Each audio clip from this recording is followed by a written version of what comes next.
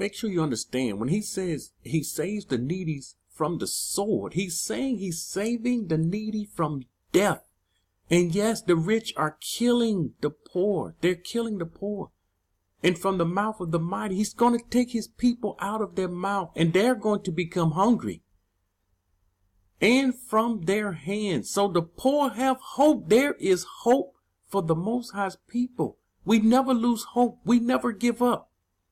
We do what he says. We never give up. I don't have money to come out. We never lose hope.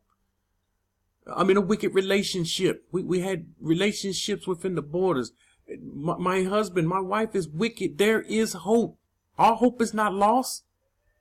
And injustice shuts her mouth. No more injustice for the people. Psalms 12:5.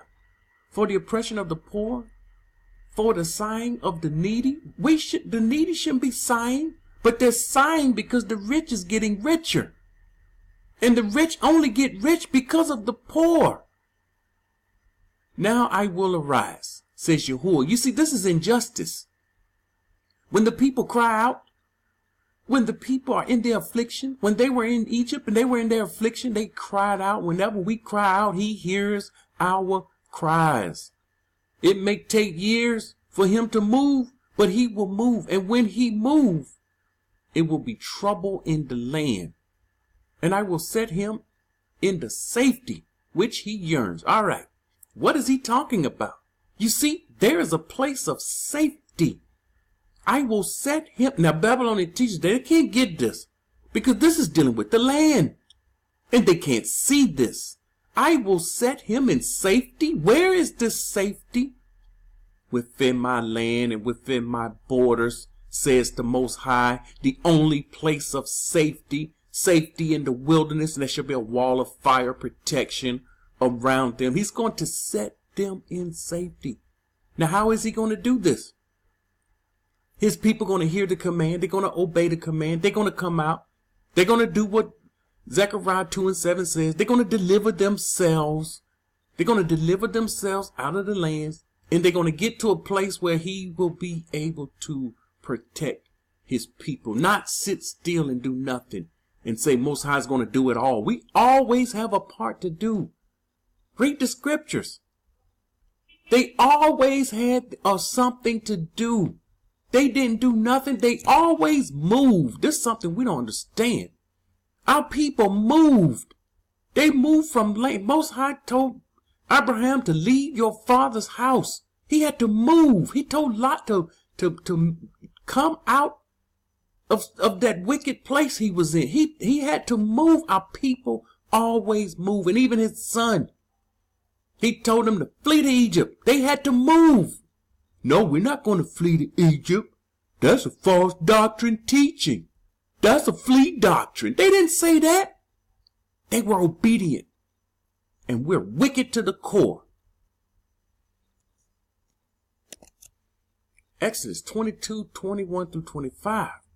This is how the Most High, it's in Torah, how we ought to treat those that are without, the less fortunate, those that don't have. You shall neither mistreat a stranger nor oppress him, for you were strangers in the land of Egypt. See, you see, he didn't want us to mistreat strangers, but here those wicked camp out there in the street mistreating strangers, people they don't know. People that's not of Yasharal, even Yasharal that they don't know, strangers, and they mistreat them. They oppress them. They're telling them what they're going to do to them. And here you don't remember we were strangers in Egypt, and somehow people today we're still strangers in Egypt. You shall not afflict any widow or fatherless child. If you afflict them in any way, and they cry at all to me. Watch this. You see, the Most High hear the cries of his people. If you haven't seen how to cry out to the Most High, how to cry out Yahuah, you have to see those videos. You have to know how to cry out to him. And right now, he is hearing our cries. His ears is open.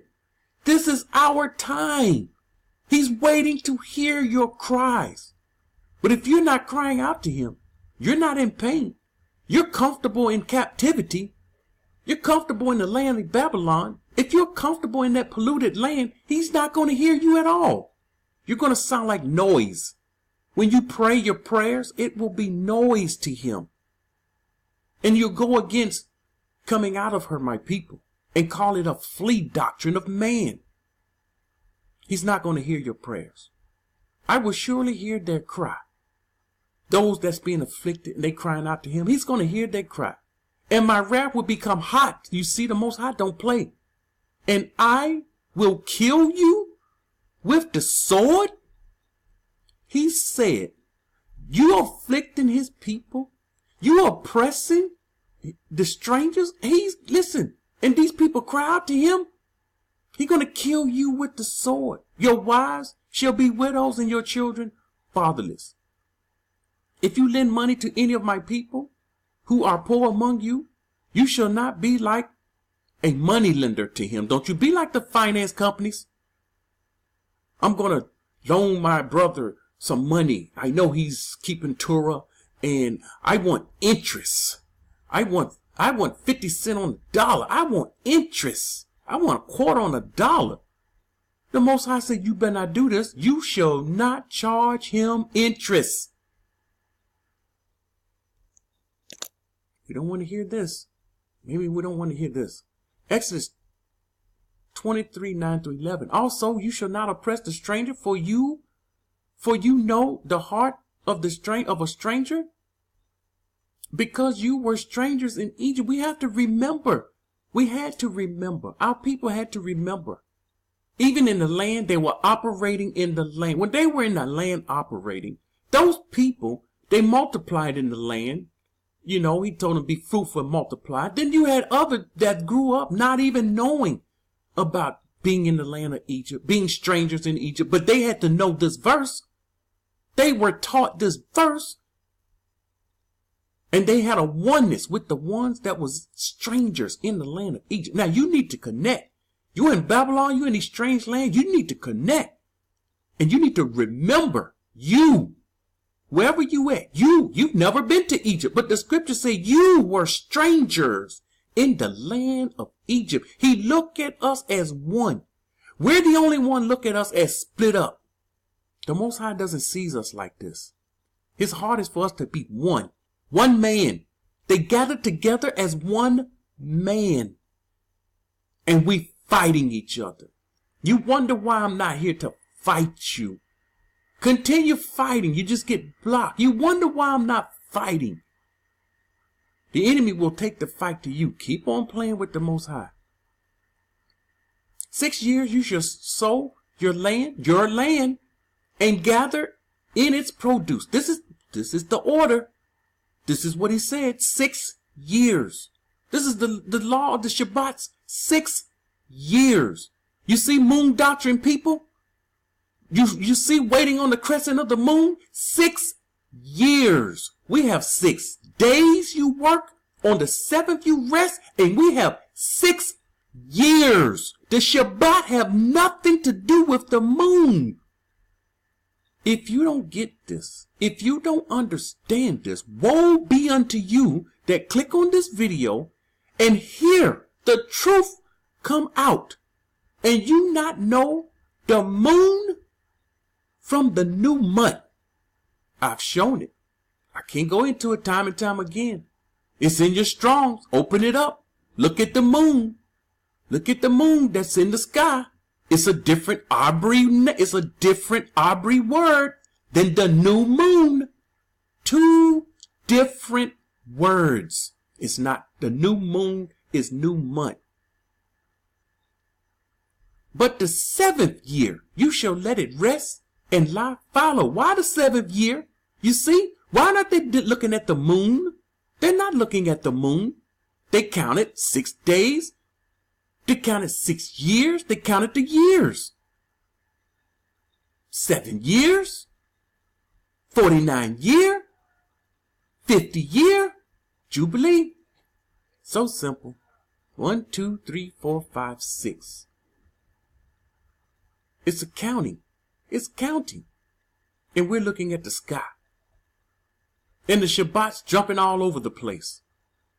So the 7th year you let it rest, Lot follow, that the poor, here's the reason he commanded this. It's a number of different things happening here. The Most High is brilliant.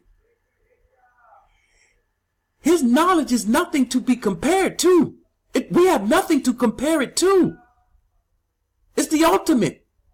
But he says many different things happening here. So they're letting the land rest. Whatever grows, grows of his own. And it says the poor of your people may eat. Whatever grow after that, the poor gets to eat it. All of it. Whatever come up, they get it. And what they leave, the beast of the field may eat. It's going to be so much for the poor, the beast of the field will eat. In like manner you should do with your vineyard and your olive grove. They were commanded to do this. When the 1/3 go into the land, they will be commanded to do this. Exodus 30:15-16. The rich shall not give more, and the poor shall not give less. You see, too much is given, too much is required. We don't live according to that. That didn't come out the mouth of the Most High. But that's what they taught us in Christianity. And the tithing, this tithing deal that tithes is money. And so you make a lot of money, your tithes larger. The rich shall not give more, and the poor shall not give less than half a shekel. This money wasn't our issue. We don't get in trouble in the scripture for money, for giving to the Most High. They gave too much. They were giving silver and gold for the things, the Kadash things, and Moshe had to tell them that's enough. That's enough. Let these leaders tell you today that's enough. They will never tell you that's enough. And you shall take atonement. You shall take the atonement money of the children of Yahuah and shall appoint it for the service of the tabernacle meeting, that it may be a memorial for the children of Yahuah before Yahuah, to make atonement for yourself. Money wasn't their issue. And it wasn't about giving all this money. It was not. Our people didn't have this. But here we go today. Something happened. And as time went by, our people fell off. And where we are today, we're so far, it's pitiful. Leviticus 19:9-11. We're going to continue to see this. When you reap your harvest in your land, even when you reap your harvest, here's your field. You're reaping the harvest. You shall not wholly reap the corners of your field. The corners have to be left alone. This is law. They knew this. If they saw a man that's Yahuah reaping the corners, whoa, what are you doing? See, our people, let me say this.